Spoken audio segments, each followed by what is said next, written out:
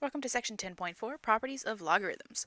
Alright, so the product rule for logarithms found on page 677 of your textbook is, so if we have, x, y, and b are positive real numbers,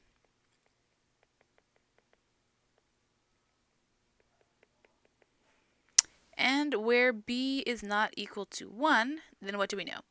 Well, if we have log base b of x times y, remember where x and y are our argument, we can rewrite this as log of bx plus log by. Okay, so let's see that again.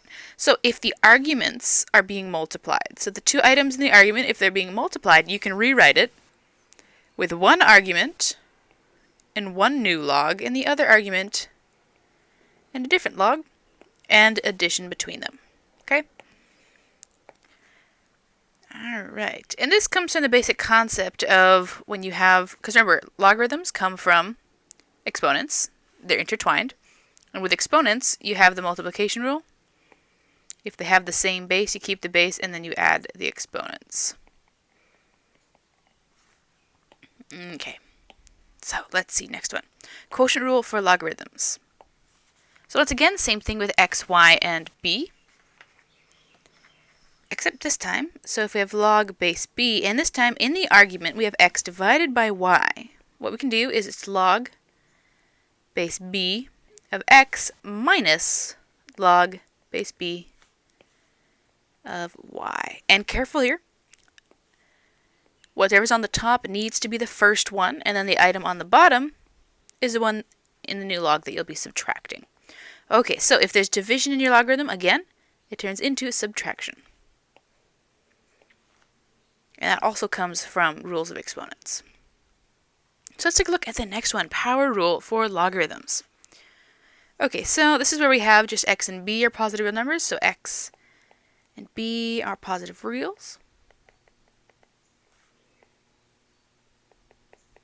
And b is not equal to 1. And we have a new one, if r is a real number. Then what holds true? Well, then log base b of x to the r power equals, and what do we do? So notice, r is the exponent on our argument. And what we can do is we can rewrite this where we bring the exponent down in front of the logarithm. Now careful, it has to be the exponent for the entire log to do that. That'll equal r times log base b of x. So once again, we just use the exponent rule to bring whatever the exponent is down in front of the log. Alright, so let's go ahead and just write these all out again for a quick summary. So, the properties of logarithms. So we have some special properties we did before.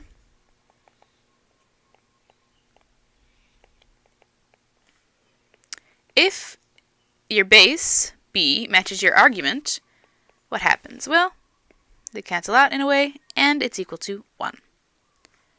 Or if we have log base b of b to the r power, same kind of concept happens. They cancel out, and this time you're left with the exponent of r. Once again, the special properties are the ones that we saw, I believe last week it was? Yeah. Or in one of the previous videos. So log base b of 1 is going to equal 0. Anytime the argument is equal to 1, your answer is going to be 0. And the last special property, b of log base b to the r. So if the exponent is the log, but the base and the base of the exponent, or the log, match, cancel them out, and you're left with the argument in this case. And this is where r needs to be greater than 0. And then we have the other ones we just learned, which is the product rule. And that is, if you have multiplication inside the argument, you can rewrite it, split up the logs, and you get log base b of x plus log base b of y. The next one, quotient rule.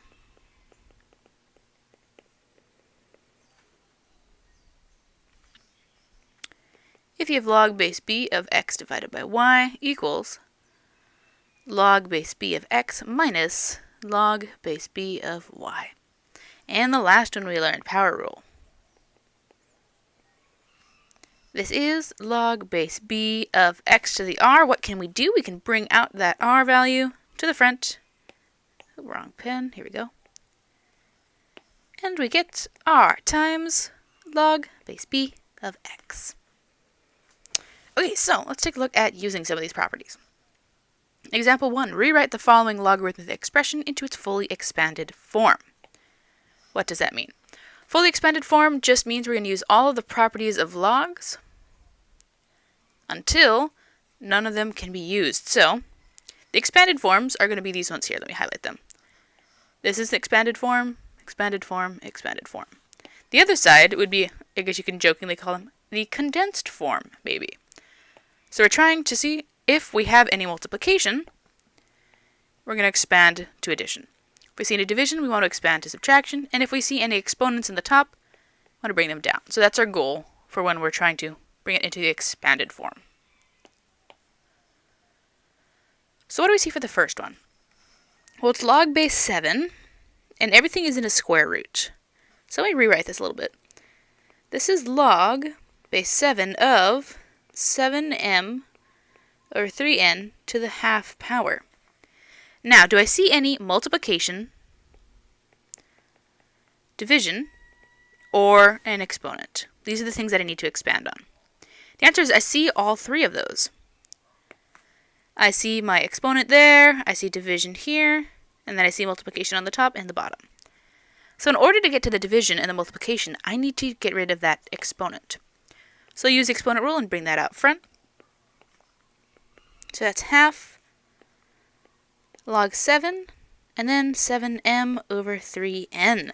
Okay, so we got rid of the exponent. Awesome. What next? Well, let's go ahead and split up the division. So that's half, and remember with the division, you take the top one, and then you subtract from it the bottom one. So let's go ahead and do that. That's log base 7 of 7m, this is the new top argument, minus the bottom argument, which is log base 7 of 3n. And lastly, do we have any multiplication to get rid of? We do. There's 7 times m, and then we need to get rid of the 3 times n. Let's go ahead and expand those. So this is half log 7 of 7 plus log 7 of m minus. Now we have to be careful. The minus applies to everything from the log base 7 of 3n. So we need that parentheses. Log of 7, 3, plus log of 7n. Okay, let's see. Well, the only thing we can do is simplify now. Let's see, we can distribute it in that negative. And then notice something. Can we use any of the special properties here? We can. The base is the same as the argument. So this simplifies to 1. Okay, so that's going to be 1 plus log 7m minus log 7, 3 plus, minus again, log 7 of n. Are we done? Close. We need to distribute that half. Let's go ahead, distribute the half to all of them to be fully expanded. So we have half plus half log 7m minus half log base 7 of 3 minus half log base 7 of n. And once again, so this is a warning just in general with handwriting. You gotta be really careful with the arguments and the bases. Bases should once again be down by the tail of your g. Arguments should be up by the circular part of your g. Okay, so just be careful because sometimes they start floating around and then you can't remember what was what. Alright, and that is it for this one. A lot going on. Alright, so let's take a look at the next one that we have. So still the same checklist when we're expanding. We're looking for multiplication, division, or exponents. And we have a cube root, which technically falls into exponents. So let's go ahead and rewrite that as an exponent. So this is log, what base is this log? Well, since there's no number in front of it, this is base 10. Okay? Once again, this is base 10. If you don't see that number, that's base 10. Okay, so that's 100 mx plus 10m to the 1/3 power. Let's go ahead and use that exponent rule, bring that out so we can get to everything else, because once again, we cannot get to the multiplication or division unless we have that 1/3 out.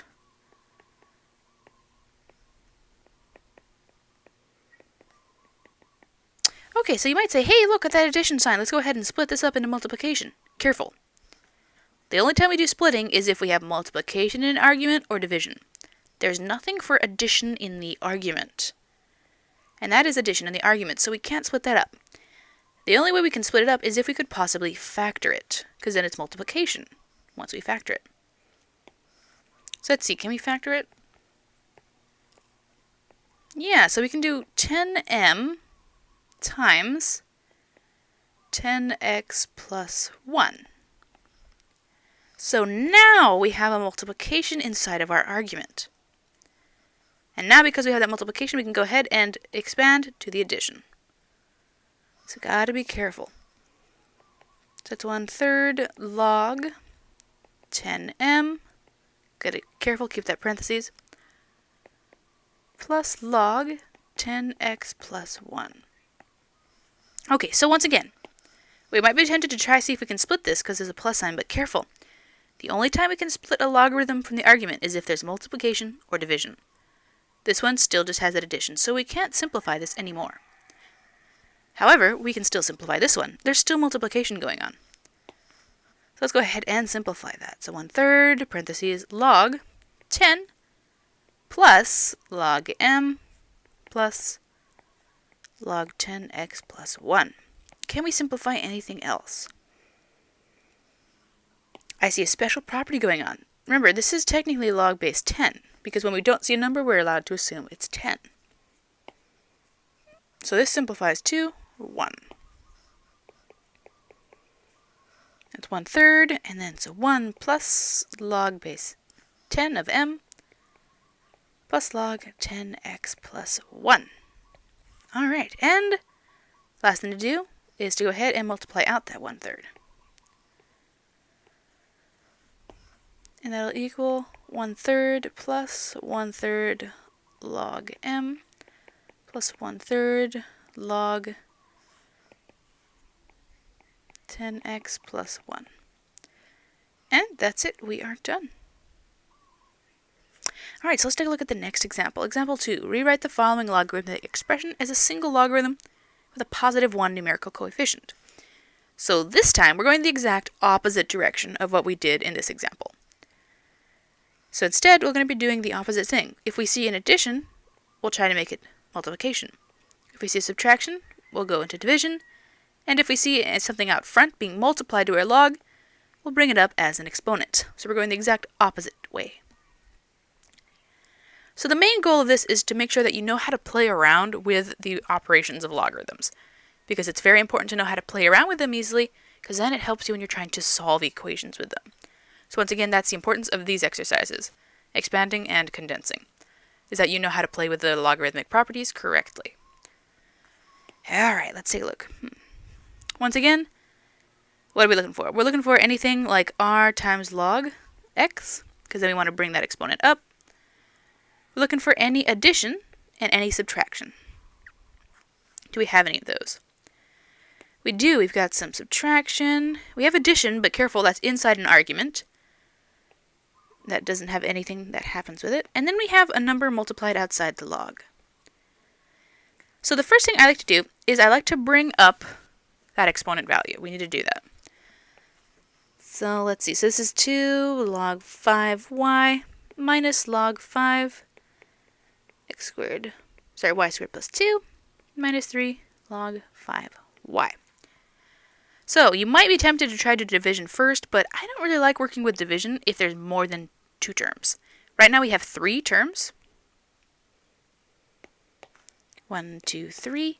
So I really don't want to be playing with division.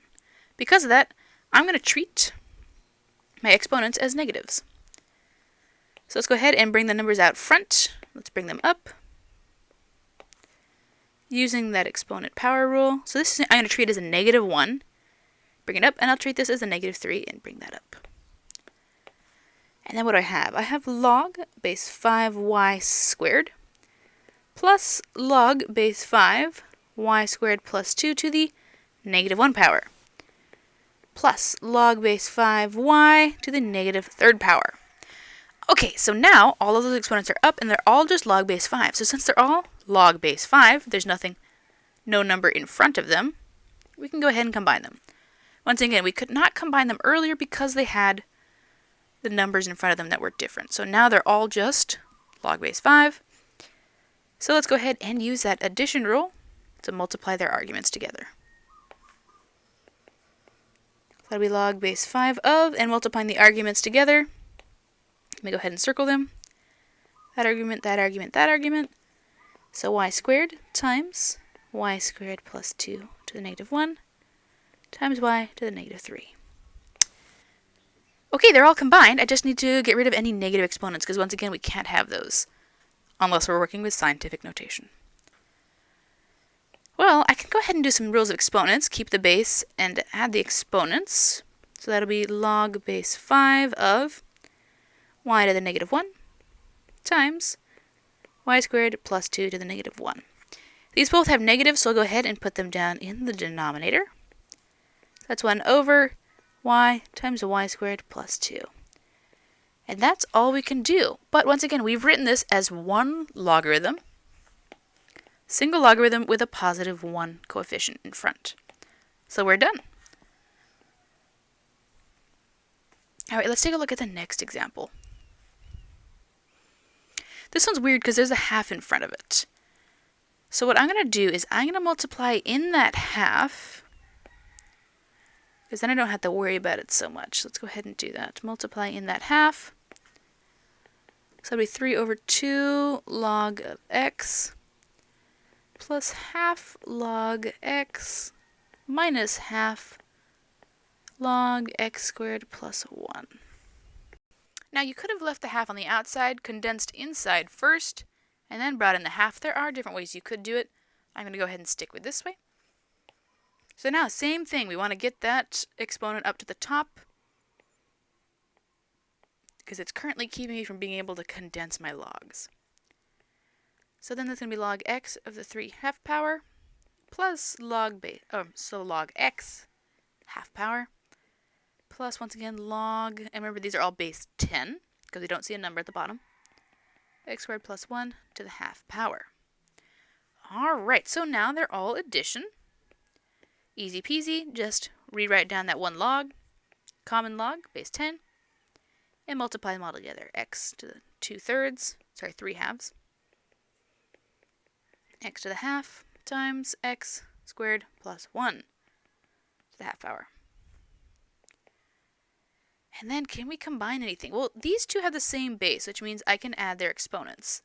So that's going to be log of x to the 3 halves times plus a half is going to be 4 halves, x squared plus 1 to the half power.